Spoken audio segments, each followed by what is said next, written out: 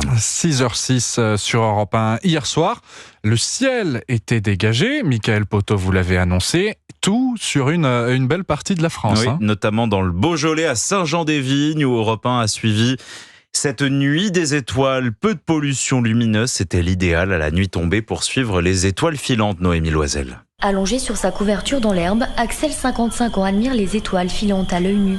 Là je viens d'en voir 2 d'un coup. C'est toujours une petite émotion de voir une étoile filante. On est tout petit et on voit ce grand truc qui passe et voilà, c'est fini. Un spectacle céleste aussi pour Aude. Cette mère de famille n'oublie pas sa tradition. C'est magique et puis on l'attend et quand ça arrive, c'est tellement furtif. J'ai fait mon vœu tout de suite en espérant qu'il puisse se réaliser. Quelques mètres plus loin, des files d'attente se forment derrière la dizaine de télescopes. Cette nuit est l'occasion aussi d'observer plusieurs planètes comme Jupiter ou Mars, des satellites ou encore des constellations, raconte Alban Darnas, 75 ans et passionné d'astronomie. Vers le nord, la Grande Ourse, on va voir l'étoile polaire, on va voir Cassiopée, on va voir toutes les constellations du ciel, des éléments du ciel profond, c'est-à-dire des nébuleuses. Tout ça, c'est plein de couleurs. Arnaud, 49 ans, restera impressionné par les anneaux de Saturne qu'il voit pour la première fois. Et c'est impressionnant de voir ça, de se dire, je vois en instantané en fait ce qui se passe réellement là-haut. Ce soir, la pluie d'étoiles filantes des Perséides atteindra son pic, une centaine de météores par heure traverseront le ciel.